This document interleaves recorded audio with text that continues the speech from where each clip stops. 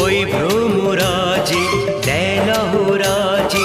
অধরা ছিল যে দেশে ধরা যে, এই কি সে স্বপ্নের ওই ফাগুন